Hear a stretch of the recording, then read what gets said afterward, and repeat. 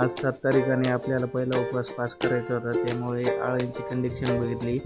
जवळजवळ 80% अळ्या उठल्या होत्या. 20% अळ्या उपवासावरून उठायच्या राहिल्या होत्या आपल्या. त्यानंतर 2 तासाने अळ्या उठणार होत्या उपवासावरून. मग शेतात जाऊन पाला आणला. पाला या पद्धतीनं काढून घ्यायचा. त्यानंतर घरी आल्यानंतर पूर्णपणे अळ्या आपल्या उपवासावरून उठल्या होत्या 2 तासानंतर. त्यानंतर पाल्याची कटिंग करून घेतली. सर्व अळ्यांचा आपला उपवास उठला होता. या पद्धतीने सर्व अळ्यांचे तोंड हे काळे आणि अळ्या पण काळ्या होत्या.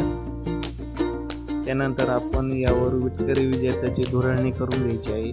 धुराळणी केल्यानंतर आपण त्यावरती आपली निळी जी नेट असते ती टाकायची असते.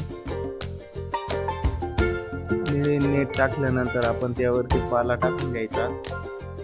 जवळपास आपले 12 ट्रे आहे, त्यांना या पद्धतीने आपण पाला टाकून घेतला आणि पहिली फिडिंग पूर्ण केली.